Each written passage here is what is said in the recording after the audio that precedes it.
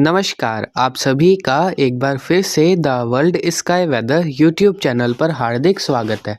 आज के इस वीडियो में फरवरी माह 2026 के दौरान संपूर्ण भारत में किस प्रकार मौसम देखने को मिल सकता है, इसके बारे में पूर्ण रूप से जानकारी दी जाएगी, जिसमें आपको सभी वेदर फैक्टर के बारे में इंफॉर्मेशन देंगे जो कि अगले एक माह के दौरान देश भर को प्रभावित करेंगे। जैसे कि आने वाले दिनों के दौरान एमजीओ की दस्तक इंडियन ओशन में होगी, जिसकी वजह से बंगाल की खाड़ी और अरब सागर एक बार फिर से एक्टिव होंगे। तो दोनों ही समुद्र एक्टिव होंगे तो नए सिस्टम का निर्माण होगा। तो जो भी नए सिस्टम बनेंगे उनका असर देश के किन किन हिस्सों में होगा, इसके बारे में इस वीडियो में अच्छी जानकारी दी जाएगी। साथ ही उत्तर भारत के हिस्सों पर अगले एक माह के दौरान कितने वेस्टर्न डिस्टर्बेंस आएंगे और उनका असर देश के किन किन हिस्सों में बारिश, तेज हवाओं और ओलावृष्टि की गतिविधियों के रूप में दर्ज होगा, इसके बारे में भी इसी वीडियो में इंफॉर्मेशन दी जाएगी। तो आप सभी इस वीडियो को पूरा ज़रूर देखिएगा अगले एक माह के मौसम के बारे में जानने के लिए। और अगर आप इस चैनल पर पहली बार आए हैं तो इस चैनल को सब्सक्राइब और इस वीडियो को लाइक करना न भूलें। तो सबसे पहले जो मैप आप अपनी स्क्रीन पर देख रहे हैं, यह मैप 1 फरवरी से लगाकर 15 फरवरी के मध्य देश भर में बनने वाले मौसमी सिस्टम बारिश की स्थिति को लेकर बनाया गया है। तो आप इस मैप में देख सकते हैं बंगाल की खाड़ी में आने वाले दिनों के दौरान एक नया लो प्रेशर एरिया बनने की संभावनाएं काफ़ी प्रबल बन रही है। अगर सिस्टम की बात की जाए तो 8 से 11 फरवरी के मध्य के समय में बंगाल की खाड़ी के दक्षिणी हिस्सों व उससे सटे बंदाह अकेह के आसपास के हिस्सों पर एक नया मजबूत चक्रवाती हवाओं का क्षेत्र बनता हुआ देखा जाएगा, जो कि धीरे धीरे पश्चिम उत्तर पश्चिम दिशा का रुख करेगा और इंटेंसिफाई होना शुरू कर जाएगा। 12 से 14 फरवरी के दौरान इस सिस्टम के एक लो प्रेशर एरिया के रूप में कन्वर्ट होने और श्रीलंका के दक्षिणी हिस्सों की तरफ आगे बढ़ने की संभावनाएं फिलहाल के मॉडल्स आउटलुक के अनुसार दिखाई दे रही है। यानी कि 8 से 15 फरवरी के बीच के समय में बंगाल की खाड़ी के दक्षिणी हिस्सों पर एक नया ट्रॉपिकल वेदर सिस्टम उभरने और उसके इंटेंसिफाई होने के लिए संभावनाएं काफ़ी अच्छी बन रही है। इस सिस्टम की वजह से 14 से 17 फरवरी के दौरान दक्षिण भारत के कुछ स्थानों पर केरल, तमिलनाडु और दक्षिणी आंध्र प्रदेश में बादलों की आवाजाही बढ़ने तथा अलग अलग भागों में बारिश होने की संभावनाएं अभी की स्थिति के अनुसार दिखाई दे रही है। तो कुछ इस प्रकार 15 फरवरी से पहले बंगाल की खाड़ी में अच्छा खासा सिस्टम उभर सकता है और दक्षिण भारत के कुछ इलाकों को प्रभावित कर सकता है। हालांकि काफ़ी दक्षिणायन यह सिस्टम होने की वजह से इसका मुख्य असर श्रीलंका और उससे सटे समुद्री हिस्सों में ही देखने को मिल सकता है। अब अगर उत्तर भारत के हिस्सों पर आने वाले वेस्टर्न डिस्टर्बेंस की बात की जाए तो एक कमज़ोर प्रकृति का पश्चिमी विक्षोभ अगले 24 घंटों के दौरान उत्तर और मध्य भारत के हिस्सों को प्रभावित करेगा, जिसमें भी विशेष रूप से जम्मू कश्मीर, हिमाचल प्रदेश और उत्तराखंड के उत्तरी हिस्सों में हल्की से मध्यम बारिश और बर्फबारी की गतिविधियां दर्ज की जाएगी अगले 24 घंटों के दौरान। और तीनों ही राज्यों के निचले हिस्सों में कुछ स्थानों पर मेघ गर्जन के साथ बारिश और ओलावृष्टि होने की संभावनाएं रहेंगी। इसके अलावा इसी वेस्टर्न डिस्टर्बेंस का असर मध्य प्रदेश, उत्तर और पूर्वी गुजरात, दक्षिण पूर्वी राजस्थान, उत्तरी महाराष्ट्र, दक्षिणी और मध्य उत्तर प्रदेश के इलाके, पश्चिमी बिहार और जो झारखंड के पश्चिमी इलाके हैं वहां भी कुछ स्थानों पर अगले 24 घंटों के दौरान मेघ गर्जन के साथ बारिश की गतिविधियों के रूप में असर देखने को मिल सकता है। यानी कि भारत के मध्य हिस्से और उससे सटे पश्चिम हिस्सों में कुछ स्थानों पर अगले 24 घंटों के दौरान वेस्टर्न डिस्टर्बेंस की वजह से बारिश हो सकती है। इसके अलावा देश के किसी भी हिस्से में इस वेस्टर्न डिस्टर्बेंस का असर होने की संभावनाएं दिखाई नहीं दे रही है। तो पहला पश्चिमी विक्षोभ अगले 24 घंटों के दौरान ही प्रभावित कर जाएगा। अगर दूसरे वेस्टर्न डिस्टर्बेंस की बात की जाए तो 6 से 7 फरवरी के दौरान एक और पश्चिमी विक्षोभ उत्तर भारत के हिस्सों को प्रभावित करेगा, जिसकी वजह से उत्तर और मध्य भारत में केवल बादलों की आवाजाही बढ़ेगी। किसी भी प्रकार की बारिश होने की संभावनाएं फिलहाल तो दिखाई नहीं दे रही है। तीसरा वेस्टर्न डिस्टर्बेंस 9 से 12 फरवरी के दौरान उत्तर भारत के हिस्सों पर दस्तक दे सकता है, जिसका काफ़ी अच्छा असर अफगानिस्तान, पाकिस्तान, ईरान और इराक के हिस्सों में भारी बारिश की गतिविधियों के रूप में देखने को मिल सकता है। इसी वेस्टर्न डिस्टर्बेंस की वजह से जम्मू कश्मीर, लेह लद्दाख, गिलगित बाल्टिस्तान, हिमाचल प्रदेश और उत्तराखंड के भी विभिन्न हिस्सों में हल्की से मध्यम बारिश और बर्फबारी होने की संभावनाएं 9 से 12 फरवरी के मध्य दिखाई दे रही है।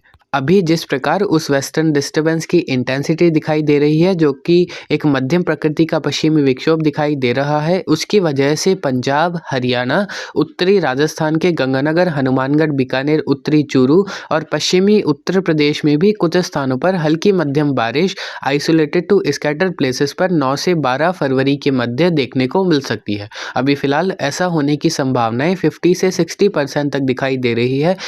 अभी इसमें पूरी तरह से कंफर्मेशन नहीं हुआ है। आने वाले दिनों में ही इस वेस्टर्न डिस्टर्बेंस की इंटेंसिटी को लेकर कंफर्मेशन हो पाएगा। अभी आपको जब भी वेस्टर्न डिस्टर्बेंस आ रहे हैं उनकी ही तारीखें बताएंगे, लेकिन उनकी इंटेंसिटी का भी कुछ जिक्र किया जाएगा। इसके बाद 14 से 16 फरवरी के दौरान भी एक हल्का या फिर मध्यम प्रकृति का पश्चिमी विक्षोभ उत्तर पश्चिम भारत के हिस्सों को प्रभावित कर सकता है, जिसकी वजह से मध्य भारत के हिस्सों में हल्का कन्वर्जेंस बनने की वजह से 14 से 16 फरवरी के दौरान मध्य प्रदेश, पूर्वी राजस्थान, उत्तर प्रदेश के पश्चिमी हिस्से और दिल्ली में भी कुछ स्थानों पर मेघ गर्जन के साथ बारिश होने की संभावनाएं फिलहाल के रीसेंट मॉडल आउटलुक के अनुसार दिखाई दे रही है। हालांकि जिस प्रकार आपको पहले बताया, अभी वेस्टर्न डिस्टर्बेंस की इंटेंसिटी को लेकर कुछ भी कहना संभव नहीं होगा।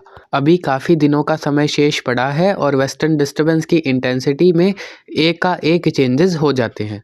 तो कुछ इस प्रकार अगले 10 से 12 दिनों के दौरान उत्तर भारत में 3 से 4 पश्चिमी विक्षोभ दस्तक देंगे, जिसमें पहला पश्चिमी विक्षोभ अगले 24 घंटों के दौरान उत्तर और मध्य भारत के इलाकों को प्रभावित करेगा। दूसरा पश्चिमी विक्षोभ हल्की प्रकृति का होगा, जिसका कोई खास असर 6 से 7 फरवरी के दौरान उत्तर और मध्य भारत के हिस्सों में देखने को नहीं मिलेगा। हालांकि बादलों की आवाजाही निश्चित रूप से देखने को मिल सकती है।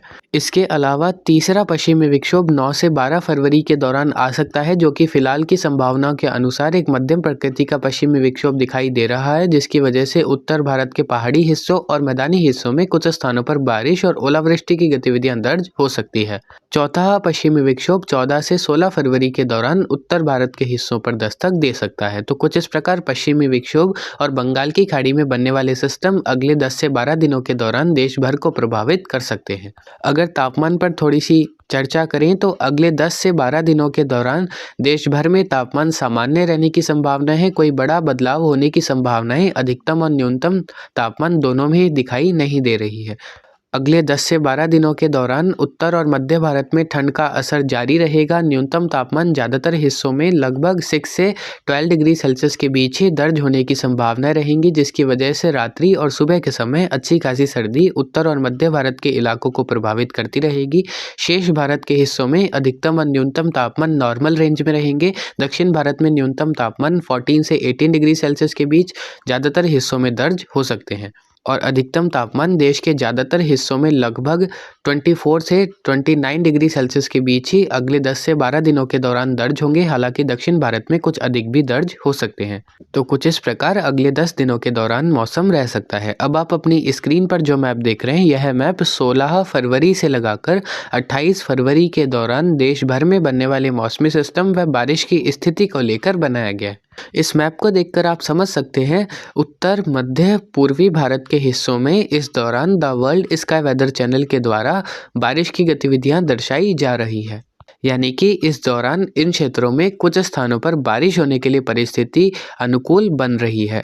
अगर सबसे पहले बंगाल की खाड़ी के सिस्टम की बात की जाए तो 8 से 15 फरवरी के मध्य बनने वाले लो प्रेशर एरिया के बाद बंगाल की खाड़ी में 24 से 28 फरवरी के दौरान एक बार फिर से एक मजबूत चक्रवाती हवाओं का क्षेत्र बन सकता है, जो कि हो सकता है एक लो प्रेशर एरिया का भी रूप ले जाए। इस सिस्टम के उत्तर दिशा की तरफ आगे बढ़ने और केरल, तमिलनाडु, आंध्र प्रदेश और कर्नाटक के हिस्सों को फरवरी माह के अंतिम सप्ताह में प्रभावित करने की संभावनाएं दिखाई दे रही है। ऐसा CFS और ECM मॉडल के वीकली वेदर चार्ट्स में दिखाई दे रहा है। हालांकि ऐसा होगा या नहीं, इसके बारे में अभी स्थिति को लेकर पूरी तरह से कहना संभव नहीं होगा, लेकिन जो भी संभावनाएं दिखाई दे रही है वही आपको इस चैनल के माध्यम के द्वारा दी जा रही है।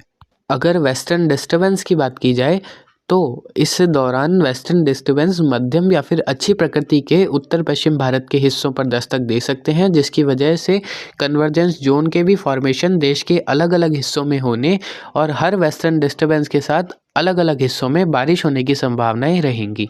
फरवरी माह के दूसरे पखवाड़े में लगभग 18 से 24 फरवरी और लगभग 26 से 28 फरवरी के दौरान या फिर कहें 26 फरवरी से 2 मार्च के मध्य उत्तर भारत के इलाकों पर 2 प्रभावी पश्चिमी विक्षोभ आने की संभावनाएं फिलहाल ECM मॉडल के द्वारा जताई जा रही है। और अगर इस प्रकार के वेस्टर्न डिस्टर्बेंस उत्तर भारत के इलाकों पर दस्तक देते हैं तो निश्चित रूप से पंजाब, हरियाणा, दिल्ली, राजस्थान, मध्य प्रदेश, उत्तर प्रदेश के अलग अलग भागों में फरवरी माह के दूसरे पखवाड़े में बारिश की गतिविधियां दर्ज हो सकती है।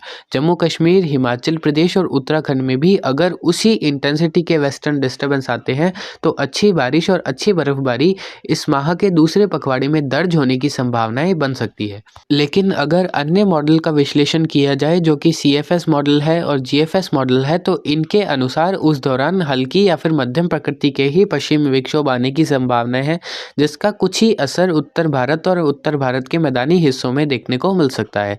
लेकिन इन मॉडल्स में भी फेरबदलाव होते रहते हैं और आने वाले दिनों में हम देखते हैं कि किस मॉडल का फोरकास्ट सही होता है।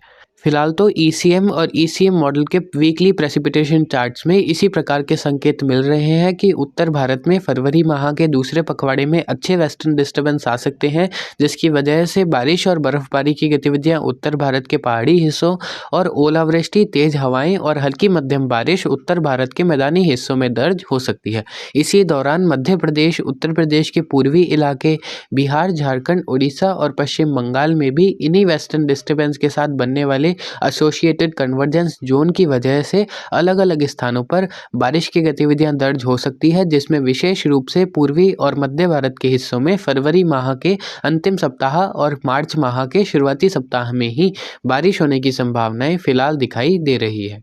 ओवरऑल काफ़ी कॉम्प्लिकेटेड सिस्टम है फरवरी माह में, क्योंकि अलग अलग मॉडल्स का अलग अलग पूर्वानुमान है।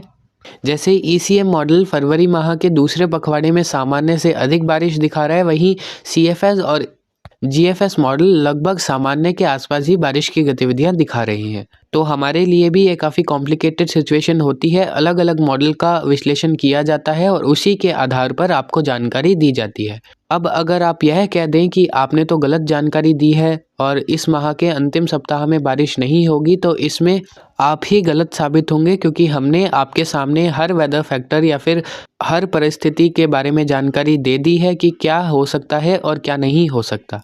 मंथली वेदर फोरकास्ट लगभग जून से लगाकर अक्टूबर के बीच काफ़ी सत्य साबित होते हैं। उसके बाद इनमें वेस्टर्न डिस्टर्बेंस की इंटेंसिटी के साथ ही चेंजेस हो जाते हैं। तो अगर वेस्टर्न डिस्टर्बेंस की इंटेंसिटी में चेंजेस होते हैं तो इस फोरकास्ट में भी चेंजेस होने की संभावनाएं रहती है। इसीलिए the world sky weather channel लगातार आपको यही कहते हैं कि वेस्टर्न डिस्टर्बेंस के लिए जब भी कंफर्मेशन होगा तभी आपको पूर्ण रूप से हर इलाके का विश्लेषण दिया जाएगा कि किस क्षेत्र में कितनी % बारिश हो सकती है।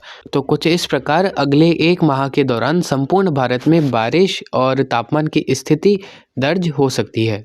अब एक छोटी सी समरी वीडियो के लास्ट में दे देते हैं। तो जिस प्रकार आप अपनी स्क्रीन पर देख रहे हैं, a low pressure will form in Bay of Bengal between 8 February to 15 February. 8 से 15 फरवरी के मध्य बंगाल की खाड़ी के दक्षिणी हिस्सों पर एक नया लो प्रेशर एरिया बनेगा। 2 light western disturbance will impact parts of north and central India during the next 10 to 12 days। अगले 10 से 12 दिनों के दौरान 2 हल्के प्रकृति के पश्चिमी विक्षोभ उत्तर और मध्य भारत के इलाकों को प्रभावित कर सकते हैं। Another low pressure area may form in South Bay of Bengal between 24th February to 28th February।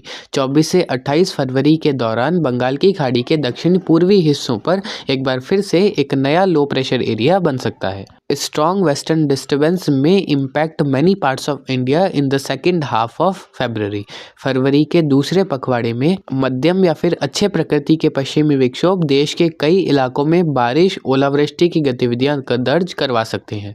Few parts of India will experience below normal rainfall activities in this whole month। इस पूरे माह के दौरान उत्तर, मध्य, पूर्वी भारत और दक्षिण भारत में कुछ इलाके ऐसे होंगे जहां सामान्य से कम भी बारिश की गतिविधियां दर्ज होगी, जिसमें विशेष रूप से दक्षिण भारत और उत्तर पूर्वी भारत के इलाके शामिल रह सकते हैं।